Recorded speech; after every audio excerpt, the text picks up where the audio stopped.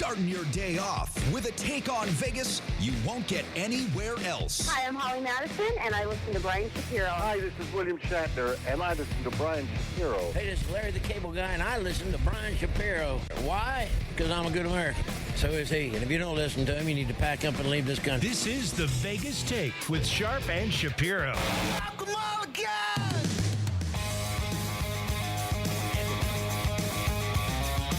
Oh, yeah. What's up, everybody? Welcome. It is the Vegas Take, Sharp and Shapiro. Glad you could join us, and we have a lot to get to today. We are broadcasting live on location, as I've been promoting it all week, at Rodizio. This is a really, really cool restaurant out here in Henderson on West Sunset Road.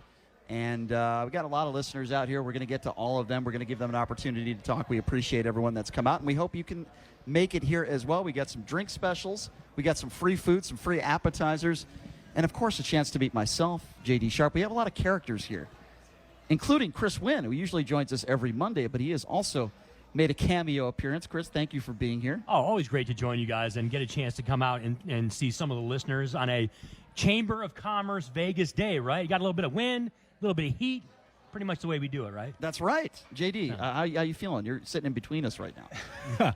I've got an interesting sandwich situation taking place here. It's so interesting when you meet some listeners that meet you face-to-face, and I've had a few people come up to you and say, yeah, you're the one that called me a buffoon.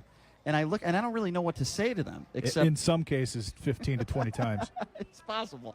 Well, I'll tell you what, we got a lot to get to. Coming up in hour number 2, we're going to be speaking with Mike Babcock from TMZ Sports. He's going to be joining us.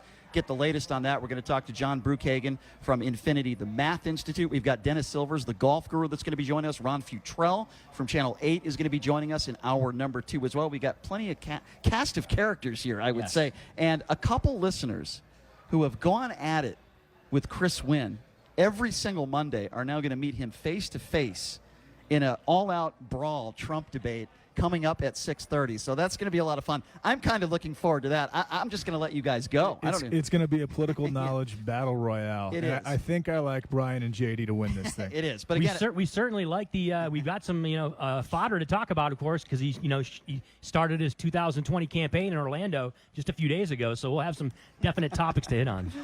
No doubt about it. By the way, we are at Rodizio. This is 1300 West Sunset Road. Come on by, say hello, grab some free appetizers. We'd love to have you come on by and say hello, as I said. So first topic I wanted to discuss is Joe Biden, and I've talked about this for the last several weeks. I've said I'm not a huge Joe Biden supporter.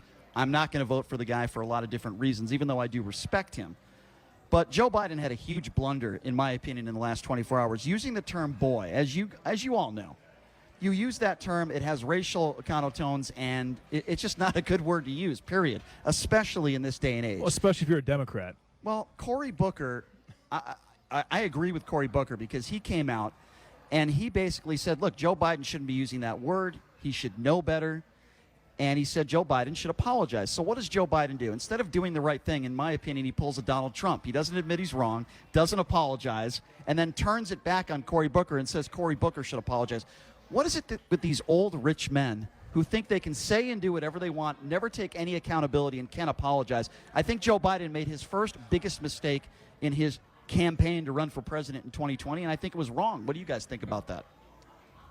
I don't think there's no question that it was a mistake, and I think there's two parts to this, right? There's the political part where there's the discussion about Joe Biden and what he was like as a senator and who he dealt with back in the 70s, of course, with segregationists, right? And there's some people in the Democratic Party who have an issue with Joe Biden sitting down with people like that. And I would say, look, there's the political part, and then there's the racially insensitive part of what Joe Biden said yesterday. And the racially insensitive part, I think, is what most Democrats have an issue with. Most of them, I think, agree that, look, you got to sit down across from people that you don't agree with. That's what politics is. And getting things done, it makes it difficult if you don't do that, right? So I don't think a lot of Democrats have an issue with him sitting down with segregationists or people that are different ideologically from him. But what they have a problem with is when you're racially insensitive and you use a word like boy in that context, And as you mentioned, Brian, it has a negative connotation for a lot of African Americans, and that's what Cory Booker was bringing up. He talked about yesterday on CNN how he doesn't feel he needs to give Joe Biden this lesson, right? We don't need to. Joe Biden has been in politics for a long time. He's been a Democrat for a long time, obviously. Cory Booker was just disappointed because he felt he had to explain to Joe Biden that, look, you made a mistake using that word, and that's what you should apologize for. And then Joe Biden made it worse by trying to spin it onto him and then telling him to apologize, which is completely ridiculous. Joe Biden also called Jesse Jackson boy back in 1984. This isn't the first time he's used that word. JD, what are your thoughts on this? Chris just made up an apology triangle, which is very interesting. I think he made a mistake yesterday by being such a huge advocate of cancer. Now that he's running for president, but in the last 20, 30 years he's been in politics, he's never spearheaded. And I think that's actually going to bite him in the butt. But yeah, you can't use that term because it is demeaning. It is demeaning to a decently large part of the party that you're trying to win. Now, most people would say, well, Brian, all you really do is criticize Donald Trump. You're a Donald Trump hater. Well, guess what? I'm picking on another Democrat today, and I talked about this yesterday a little bit. That would be Ocasio-Cortez. She compared what's going on at the border to concentration camps. That is ridiculous, okay? 7 million Jews died in the Holocaust. Now, while there are big problems at our border right now, there's no question about it, and that needs to be taken care of, and there has to be a solution. There's been, 9 deaths? 11 deaths? One death is too many, but to compare it to JD, you're just making the case for AOC when you're bringing up people dying at the border. It's not even the same conversation. No, it's not. No, there was millions and millions of people that died in these concentrations. I understand that, it kind of sounds like you had her back almost when you mentioned the deaths that take place on the southern border. The problem is people need to be held accountable for what they say. This is not just Donald Trump. This is about Democrats. We talked about Joe Biden and the use of the word boy. I'm talking about Ocasio-Cortez comparing concentration camps to the border. Now, we all say things stupid. I probably apologize to people every day for dumb things that I say and do. But the important thing is taking it into account, owning up to it, and apologizing. Why is it that somebody like Ocasio-Cortez refuses to apologize, in fact, doubles down on her stupid comments? Why is it that somebody like Joe Biden doubles down, tells Cory Booker to apologize? Honestly, because they're taking a page out of Trump's book. All right, well, what do you guys think about this? We'll take some calls on this. 702-257-5396. Again, 702-257-5396 is the number to call. Do you think we're making a big deal, too much to do about this, about Joe Biden? I don't think so. I think when you say something stupid, we're all not perfect. We're all human beings. We say dumb things. Own up to it. Say, you know what? I shouldn't have said that word, and if it offended anybody, I apologize. Joe, don't say it anymore. It's very simple. Same thing with Donald Trump. On a daily basis, he says things that offends people. He lies constantly. But we'll never own up to it. We'll never apologize. Brian just wants Nirvana. That's all he wants. It's not a lot to ask for. If you are running for the president of the United States, there has to be accountability. Just as I say with Donald Trump, when you are the president of the United States, there has to be accountability. The world is listening. Joe Biden is the front runner for the Democratic Party. I don't think he has a chance to win. I know, Chris, you disagree with that. 100% disagree with that. Yeah. I don't think he has any chance to win. We'll take some phone calls on this at 257-5396. Again, that number to call, 702-257-5396. Brian, look, you pose that opinion. What is your basis on that? Because, look, you and JD, both you guys have been adamant that you think that Donald Trump is going to win in a landslide in 2020 if the election were today. If all the aspects and all the possibilities took place today, and we had the election tomorrow, you guys think Donald Trump would win in a landslide. But what are you basing that on? What is the reasoning behind that? Well, first of all, Joe Biden has failed running before. Okay, number one. Number two, I don't think he resonates with people. I really don't. I don't think Joe Biden resonates. He has very little charisma. Well, to me, it's not about charisma. I just don't think, listen, I thought Hillary Clinton was going to win 2 years ago. But when I look back on it, I say to myself, you know what? She just didn't resonate with people. She didn't do the things she needed to do to win. She didn't go to Michigan and Wisconsin and Pennsylvania. That's why. I mean, those are a few of the reasons why she didn't win. There's a whole other host of reasons why she didn't win as well, too. But if people are thinking that 2020 is going to be like 2016, they are absolutely misguided, okay? It's a completely different climate. We're going to have 4 years of Donald Trump to judge Donald Trump on, okay? There are so many factors that are completely different than 2.5 years ago. So to make this assumption that, oh, you know what, Trump won in 2016, so, you know, it's the same thing's going to happen in 2020 is ridiculous. All right, well, why don't we take some phone calls on this again, 257-5396. Let's go to Jimmy. Jimmy, what's up? Hey, Jimmy. Yeah, Hillary didn't win because she bleach-bitted all the emails and got rid of 33,000 emails that were subpoenaed for evidence. Very valid point. She's crooked. That's why she didn't win. She's a terrible candidate. Well, I agree with you there. I don't think she was a good candidate, but I personally do not think that's the reason why she didn't win the election. I don't think it was just because of the email situation. I actually think there were a lot of other factors. You think that's the only factor and the only reason why she didn't win? Her whole career. That's a major reason, too. I mean, I wouldn't vote for her. She's crooked from the get-go when she was working on the Watergate thing. All right, listen, I don't necessarily disagree with you, but let me ask you a question. Do you not think that Donald Trump is crooked? You think he's perfect? Far from perfect. I agree with you 100%. All right, well, we agree on that. But he's a straight shooter, and people don't want politicians. They're tired of politicians, you know, screwing this country up and robbing us blind. Not that you can trust Trump. No. Hold on a second. Let me ask you something.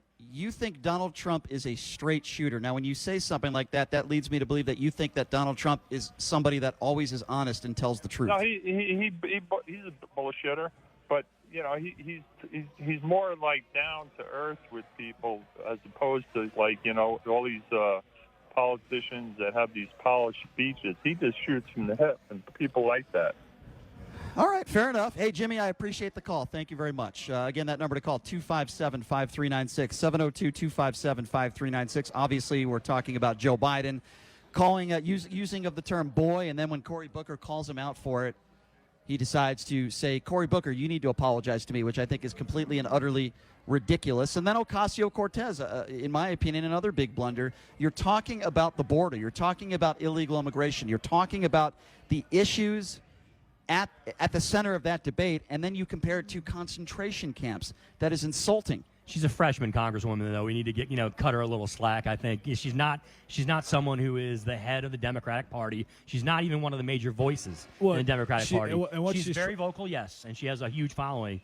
But let's not get it, twisted up that she's somehow, one of the prevailing voices of the Democrats. She's also trying to make a name for herself by getting involved in as many issues as she can again, a lot of these politicians are seeing what Trump did by making these very aggressive, somewhat ridiculous statements and going with them and outrageous statements, and that's exactly what AOC is doing. Well, there's no question that I fault Biden much more for what he did recently than what she did. There's no question that we have an issue at the border.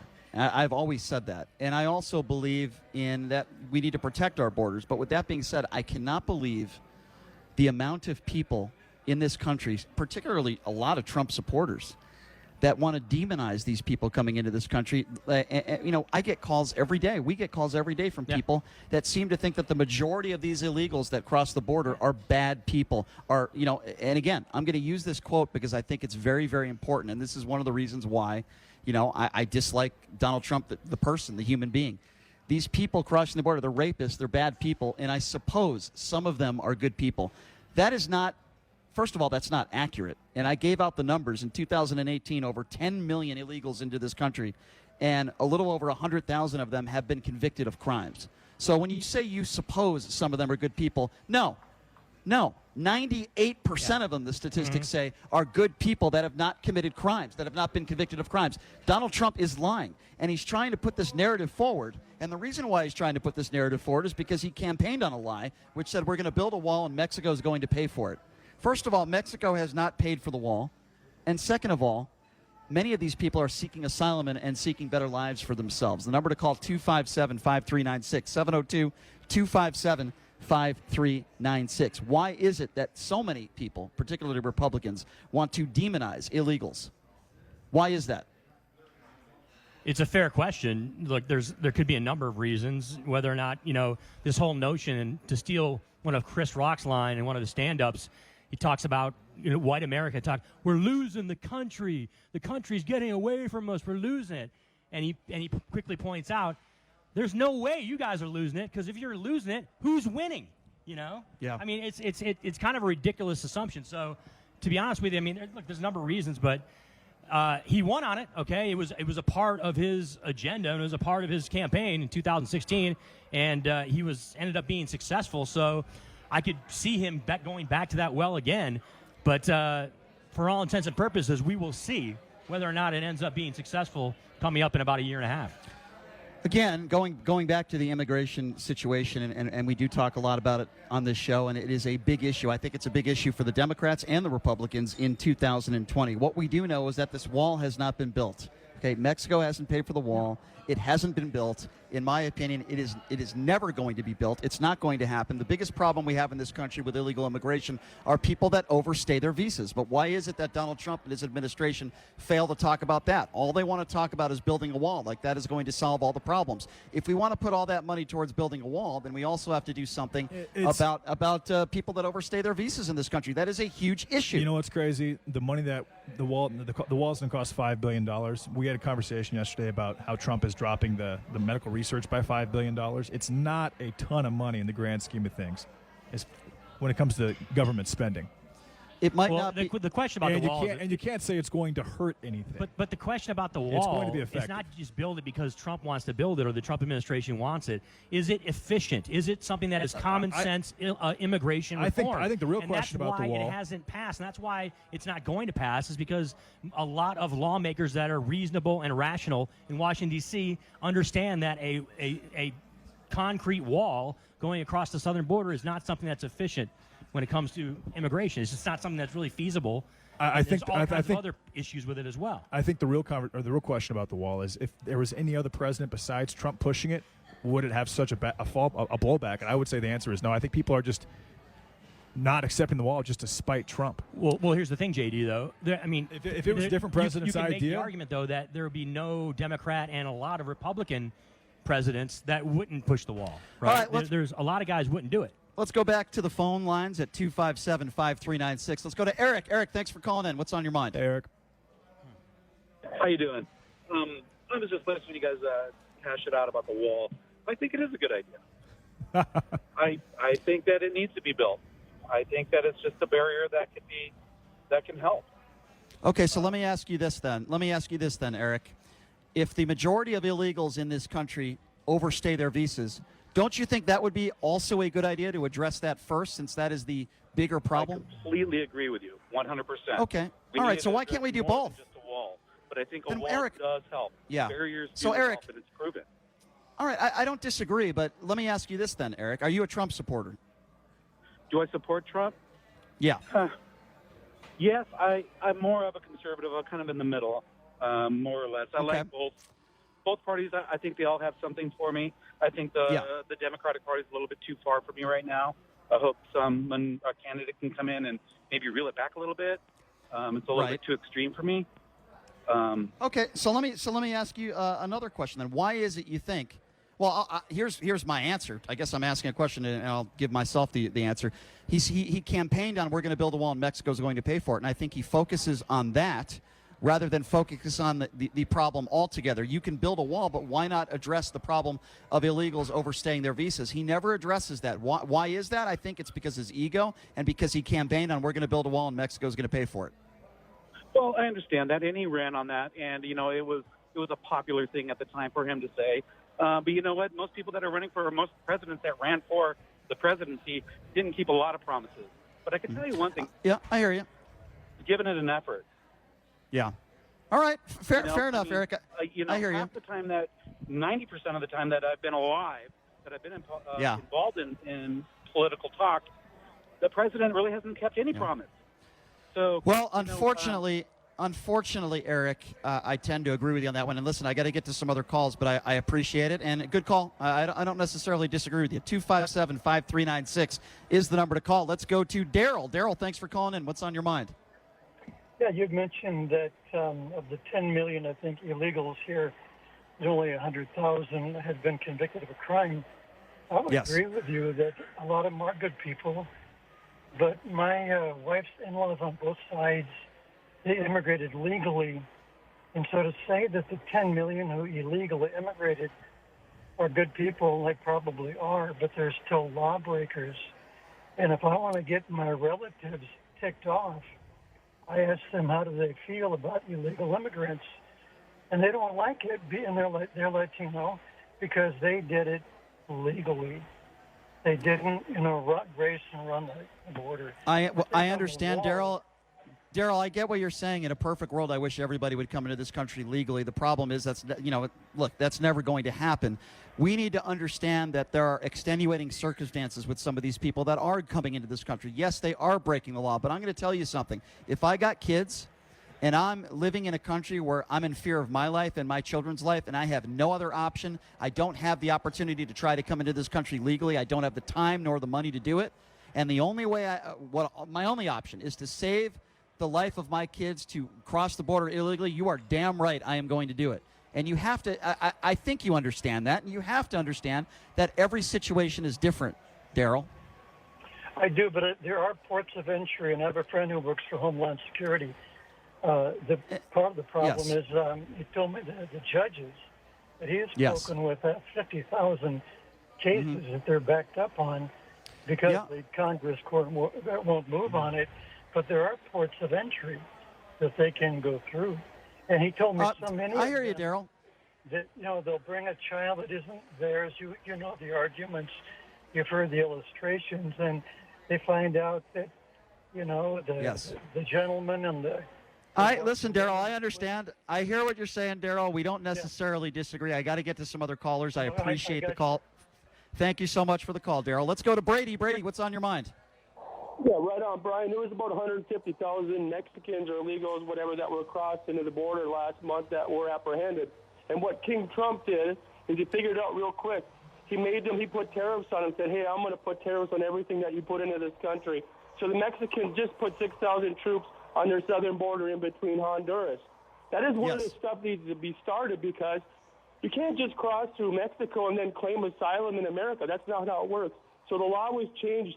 So now if they cross into Mexico, asylum is going to be Mexico, not America. Thank God. Mm-hmm. All right. Thank you for the call. I appreciate that. 257-5396 is the number to call. Let's go to David. David, what's on your mind? Brian, I think Congress really needs to address this, and I blame Republicans and Democrats equally about this. David, it should have been addressed 40, 50 years ago. I agree. Yes. And it wasn't. And, we've had all these loopholes passed 40, 50 years ago, as you said. Yes. And so we need to change it, and Congress won't do it. I agree with you, David. The problem, and thank you for the call, by the way. The problem is we have a lot of incompetent people running this country, both the Democrats and Republicans. Nothing ever gets done. They care more about bickering with one another rather than, trying to figure out what's best for the country, or instead they do what's best for their party. It is shameful. Let's go to, thank you for the call, David. Let's go to Lenny. Lenny, thanks for calling in. What's on your mind? Well, I just got a little insight for you guys. I'm a retired special agent with U.S. Customs and ICE. I spent 31 years in the business. I've worked a lot on the border. Yes, you do have some refugees that are coming in here that are fleeing from those countries, but the vast majority of them, and here's my point.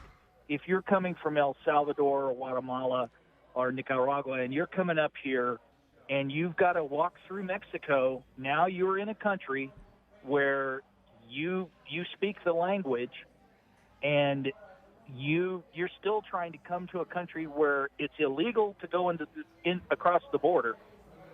It's illegal. And there are people who I've seen countless times that have been voluntarily, there's two types of removal. There's the voluntary return where you're caught by the Border Patrol on the border as you're walking across the border, and you're asked, do you want to voluntarily return to Mexico? If you do VR, they ID you, and then they kick you back across the border. Hey, can I interject real quick, Lenny? I'm sorry, but I wanted to, how long have you been doing this? I was a special agent for 31 years.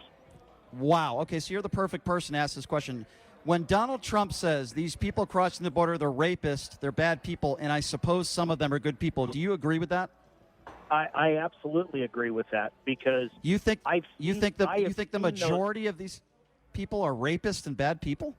I'm telling you, a very big bunch of them are. They are criminals. I mean, you know, the thing that everybody seems to forget, that Title 8 of the United States Code is the immigration law, and it's very, very specific about you can't enter this country without violating the law. So I know, but what you're saying is very different. You're saying these people that you've seen cross the border, you believe the majority of them are rapists and bad people. Sir, with all due respect, that is not factually accurate. I don't know that I would say the majority of them are, but a large amount of them are.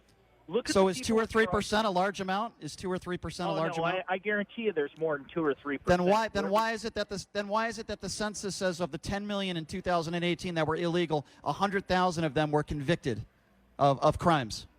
100,000 of them convicted here in the United States. Yes, correct. Right. That's not a large amount. But you don't know what they've been convicted of when they came into this country. Of what they've done. But if they were bad people, here's a perfect listen, example. Lenny, I got to take a break. I'm sorry, I got to take a break. I'm up against the wall. Listen, Lenny, I want you to call back tomorrow. I want to have a longer discussion with you about this because I think it's very interesting. You do have an interesting perspective. We just completely disagree. That's all. All right, so we're here live at Rodizio. We're here at the Galleria Mall.